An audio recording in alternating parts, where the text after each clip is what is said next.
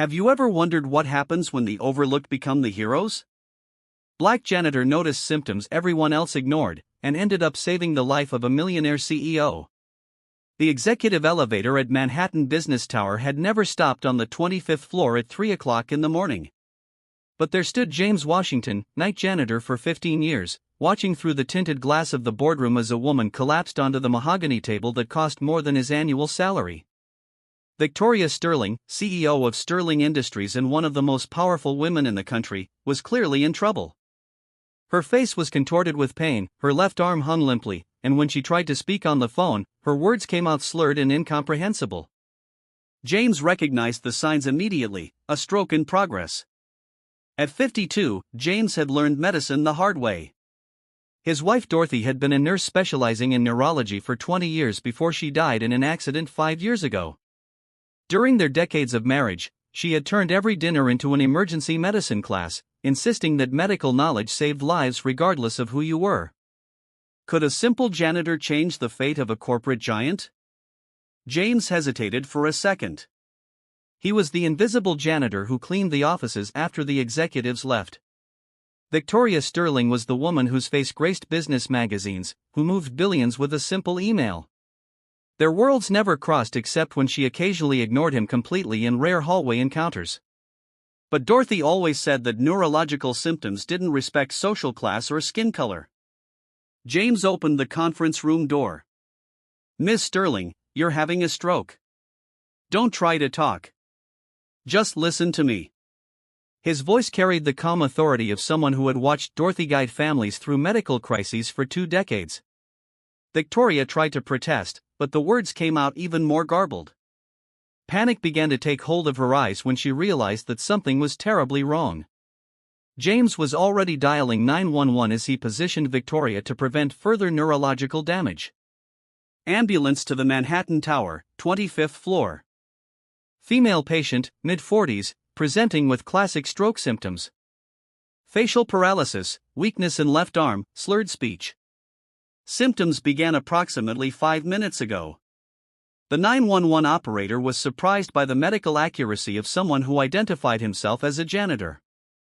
But James continued to provide clinical information with the ease of a healthcare professional. When the paramedics arrived, they found Victoria stabilized in the correct position, with James providing a detailed account of her symptoms and progression. One of the paramedics whispered to his colleague, "This guy knows more about neurology than half the nurses I know."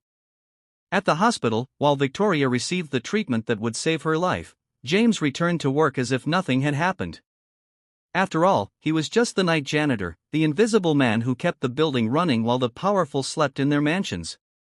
What James didn't know was that this night would change his life in ways even Dorothy couldn't have predicted.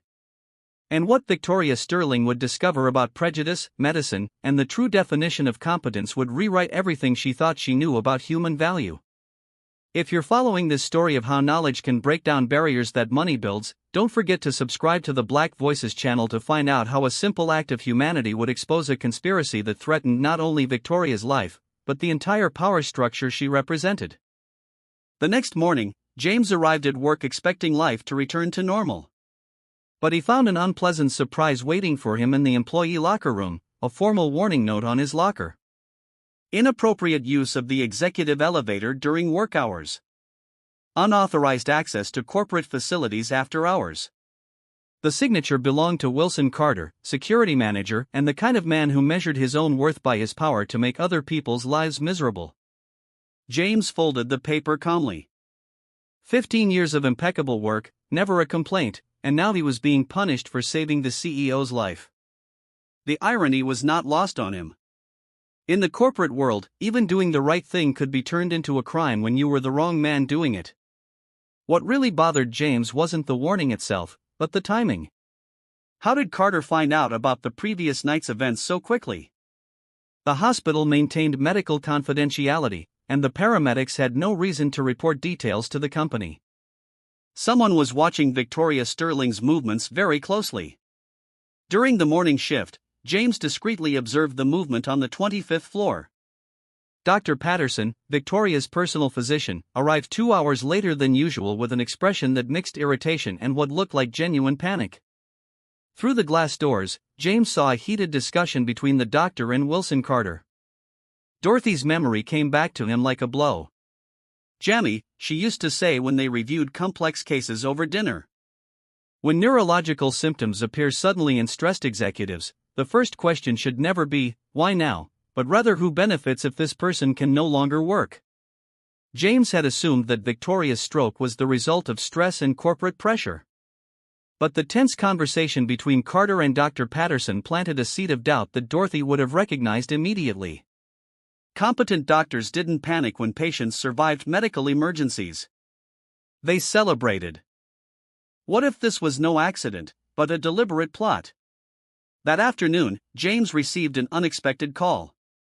Victoria Sterling wanted to see him in her office.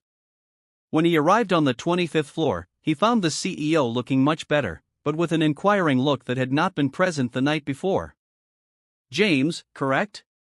Victoria gestured for him to sit in the chair across from her desk.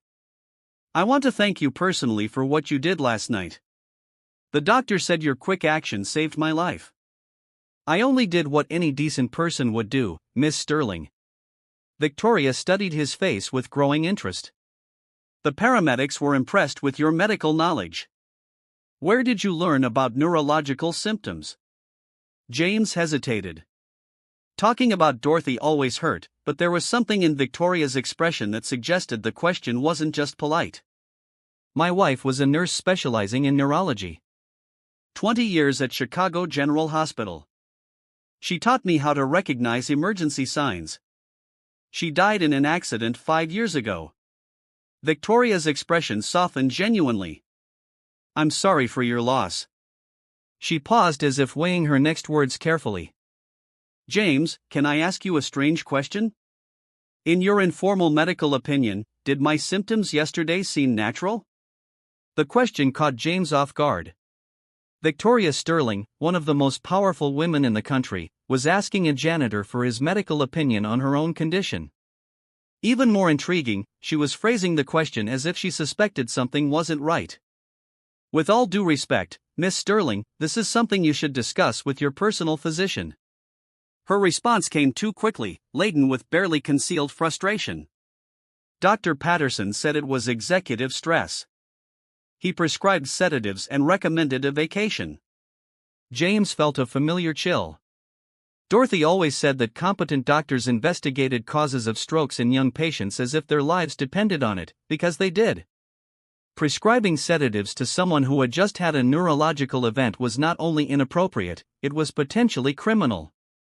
"Mrs. Sterling," James said carefully, "did your wife ever mention similar symptoms before yesterday?" Victoria froze. "How did you?" Stroke in a person in their 40s rarely happens out of the blue. There are usually warning signs that go unnoticed or are misinterpreted. Silence stretched between them as Victoria processed the implication. Finally, she nodded slowly. Persistent headaches, occasional dizziness, episodes of mental confusion that Dr. Patterson attributed to work pressure. James kept his expression neutral, but internally Dorothy was screaming alarms. Any competent neurologist would have ordered detailed tests in light of those symptoms. The fact that Dr. Patterson had ignored them meant one of two things: gross medical incompetence or something deliberately sinister. When James left Victoria's office 15 minutes later, Wilson Carter was waiting in the hallway, making a point of being seen observing the meeting. The smile he directed at James contained a thinly veiled threat, as if to say, "We know you're meddling where you shouldn't be." That night, as James cleaned up the empty offices, something Dorothy always insisted on echoed in his mind. "Jammy, there are no coincidences in medicine. When strange patterns appear, there's always someone behind them creating those patterns." What if Victoria Sterling hadn't simply had a stress-induced stroke? What if someone was deliberately putting her health at risk? James thought about the warning in his locker, the argument between Carter and Dr. Patterson, the way they both seemed to know too much about events that should have been confidential. For 15 years, James had been the invisible man, the janitor no one noticed. But invisibility, he was beginning to realize, could be the most powerful weapon against people who thought themselves untouchable, especially when those people completely underestimated what a simple man was capable of observing, understanding. and if necessary, exposing. James spent the next 2 weeks doing something that 15 years of night work had taught him perfectly: being completely invisible while observing everything. What he discovered confirmed his worst fears about Victoria Sterling's situation. Dr. Patterson visited Wilson Carter's office 3 times a week, always carrying a brown medical briefcase that was never allowed to leave the office. During one of these visits, James accidentally left his cleaning cart too close to the half-open door and overheard fragments of a conversation that made his blood run cold. "The tests continue to show progressive cardiovascular deterioration," whispered Dr. Patterson. "But I'm keeping the official reports within normal parameters, as agreed." "Perfect," replied Carter. "How much longer do you estimate?" "With the medication I'm prescribing disguised as vitamins, I'd say we have another 6 months before the next serious episode, and that will probably be definitive." James had to lean on the cart to keep from staggering. They weren't just neglecting Victoria's health, they were actively poisoning her. Dorothy had always said that the worst kind of medical crime was one committed by someone who had sworn to protect lives. The missing piece of the puzzle came unexpectedly via Marcus Johnson, the air conditioning maintenance technician who worked in the offices during the day. "Man, you got to see this," Marcus whispered to James during a shift change on a Friday. "I was installing new filters on the 25th floor when I overheard Carter on the phone. He was talking about Sterling Industry stock, something about buying large quantities before leadership changes he knew were coming." James felt the pieces fall into place. Wilson Carter wasn't just an accomplice. He was the architect of the entire conspiracy. If Victoria died or was incapacitated, as senior security manager and member of the emergency board, Carter would temporarily take over the company's operations. With inside information about the leadership change, he could manipulate the stock market to make millions. "Marcus," James said carefully, "do you still have contacts in the army? People who understand documentation and evidence?" Marcus studied James' face with a keen perception of someone who had served in combat zones. "Depending on what you need, maybe." "Why?" James made a decision that would change everything.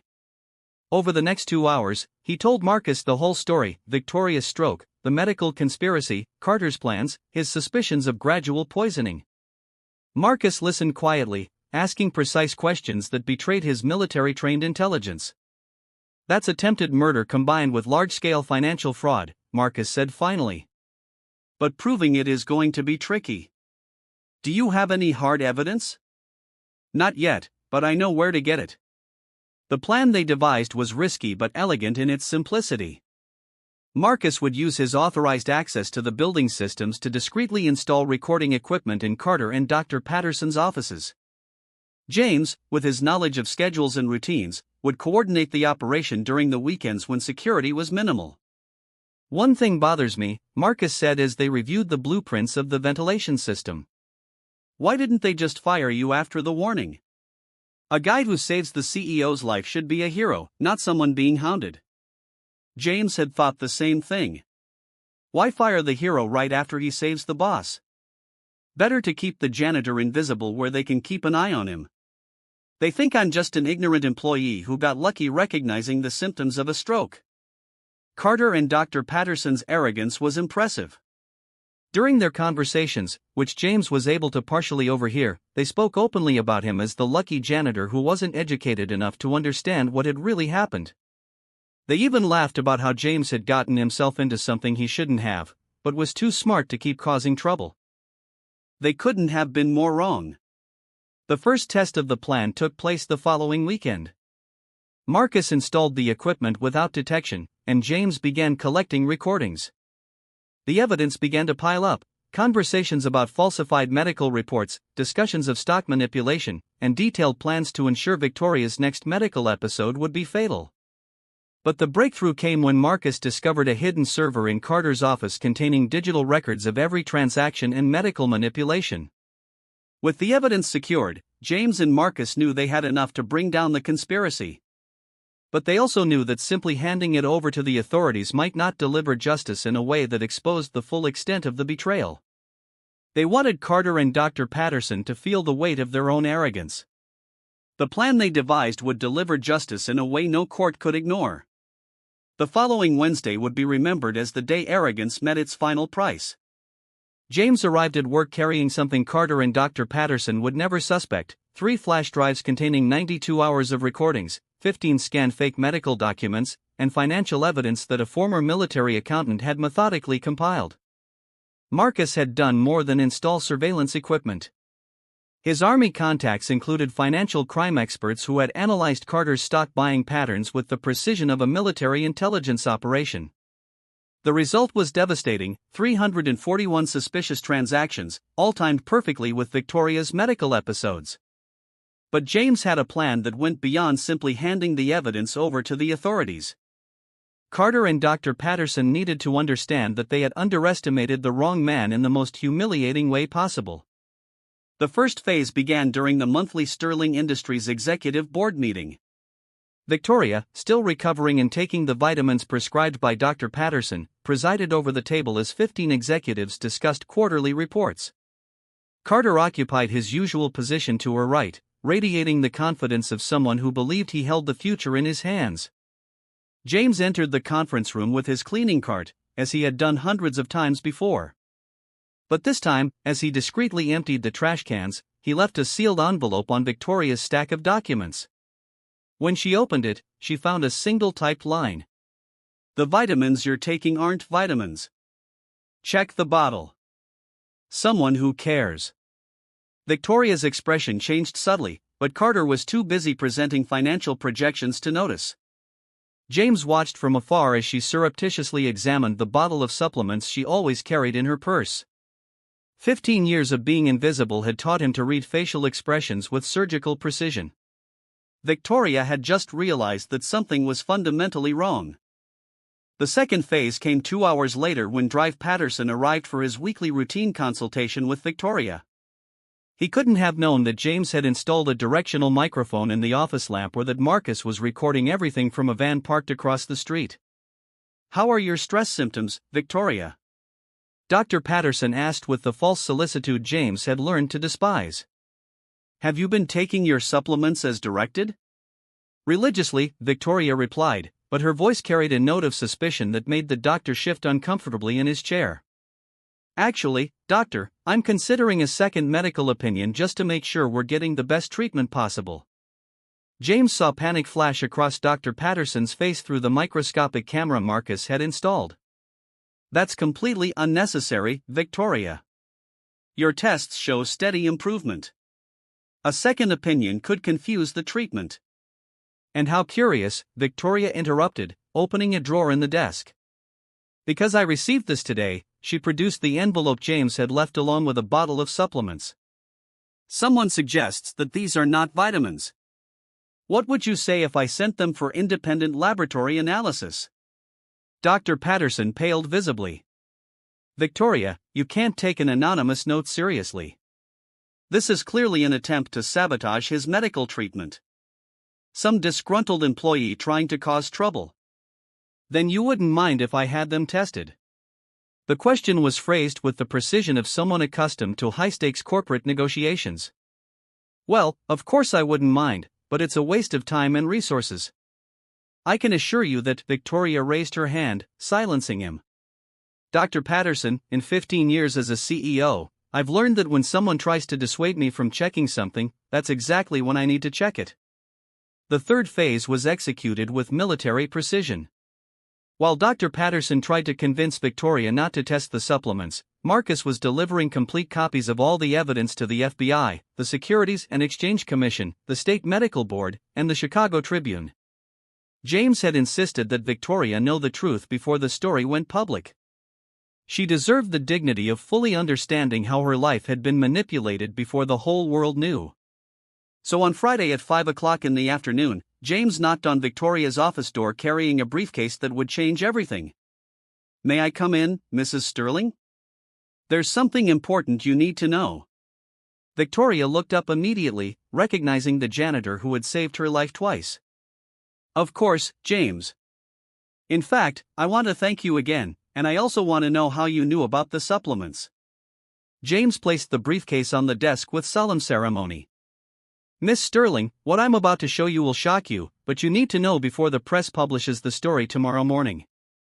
Over the next 45 minutes, James methodically presented each piece of evidence: the recordings of Carter and Dr. Patterson discussing the gradual poisoning, the falsified medical documents, the financial transactions proving that Carter had been manipulating the stock market based on her planned deterioration in health.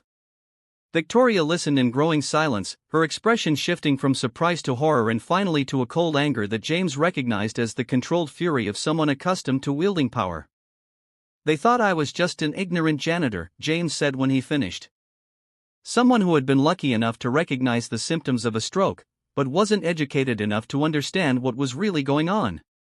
"And you figured it all out," Victoria murmured, studying the evidence with the attention she would have devoted to a billion-dollar corporate merger. "James, you saved my life 3 times. Twice from medical emergencies and once from a conspiracy."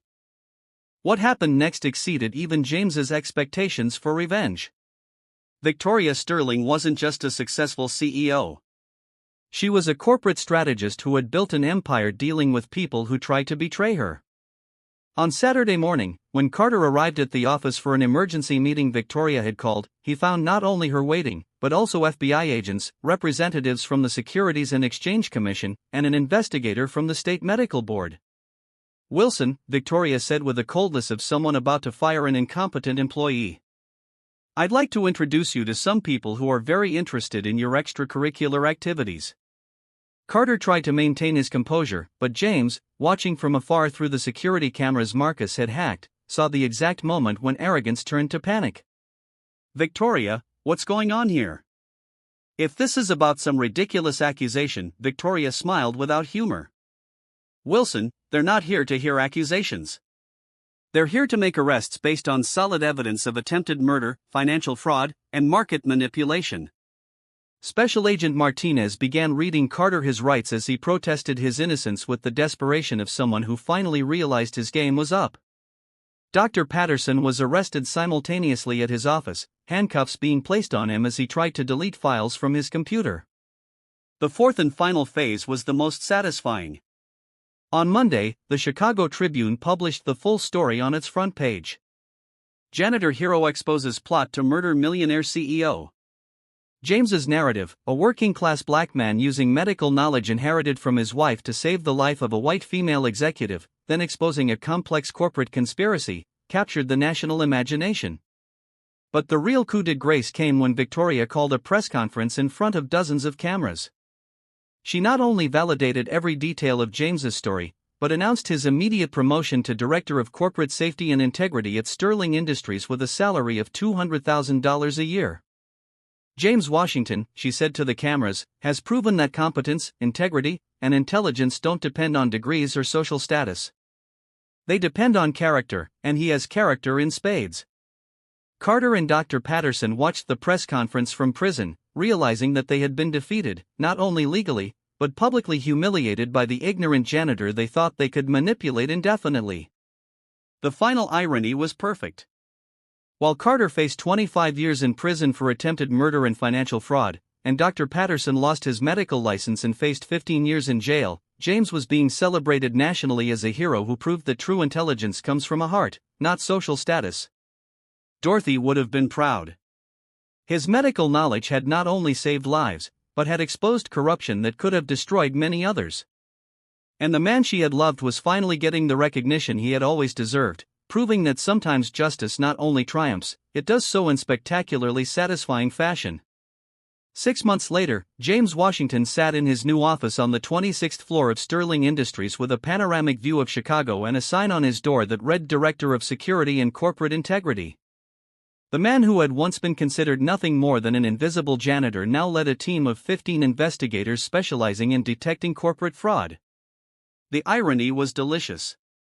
The same building where he had pushed cleaning carts for 15 years now welcomed him as an executive with his own desk and a $2 million budget to implement security protocols that other companies were studying as a model. Marcus Johnson, promoted to electronic security coordinator, entered the office carrying reports on the new monitoring system they had developed. "Man, I still can't believe we're here," he said, looking at the glass towers through the window. "Remember when you used to clean these rooms? I remember. Every corner of this building, James smiled, signing approvals for the scholarship program Victoria had created in memory of Dorothy Washington. The difference is that now I can change things from the inside. The Dorothy Washington program offered full medical scholarships to low-income students with a special focus on neurology and emergency medicine. It had already benefited 120 young people in 2 years. Many of them the children of janitors, security guards, and laborers who never dreamed their children could become doctors. Meanwhile, Wilson Carter was serving his 25-year sentence in a federal prison in Illinois, where he quickly discovered that his corporate arrogance impressed no one. His assets have been confiscated to compensate the victims of his stock market manipulations, leaving him dependent on public legal aid, the very same he had despised when he was in a position of power. Dr. Patterson, discredited and permanently stripped of his medical license, worked as a medical equipment salesman, earning a tenth of what he had made as a doctor. His reputation was so ruined that no hospital in the country would hire him, even for administrative duties. The medical community had banded together to ensure that he never again put lives at risk. Victoria Sterling transformed Sterling Industries into a national benchmark for corporate integrity. Under her renewed leadership, the company implemented independent medical protocols for all executives, anonymous reporting systems, and strict anti-discrimination policies. The stock price had tripled in 2 years, proving that ethics and profit could go hand in hand. James, Victoria said, walking into the office for their weekly meeting, I just got a call from the White House. They want you to testify before Congress about corporate medical reform. James nodded, accustomed to the national recognition his story had generated. Books had been written about the case, documentaries produced, and medical schools used his story to teach about the importance of clinical observation independent of credentials. The most gratifying thing, however, were the letters. Hundreds of ordinary workers wrote telling how James's story had inspired them to trust their own knowledge, to speak out against injustice, to believe that competence did not depend on social position. You know what Dorothy would say about all this? James asked, looking at her photo on his desk, now in a silver frame instead of the simple photo holder he had carried around for years. That medicine saved more than a life, Victoria replied. It saved the truth. James nodded, thinking about how his inherited knowledge had turned into social justice, then systemic transformation. Carter and Patterson thought they were manipulating an ignorant janitor, but they fatally underestimated the power of a man who knew exactly who he was and what he was worth. The lesson that emerged from the story was crystal clear. True intelligence does not come from diplomas hanging on the wall, but from the combination of knowledge, character, and the courage to act when necessary. James had proven that competence does not recognize color, social class, or hierarchical position. It recognizes only the truth. Today, when young workers face discrimination or injustice, many ask themselves, what would James Washington do? The answer is always the same. Observe, learn, document, and act with the surgical precision of someone who understands that the best revenge is the success his oppressors could never imagine. If this story of how knowledge and determination can break down prejudice has touched your heart, subscribe to the Black Voices channel for more stories that prove that justice, when done right, not only wins, it transforms the world around.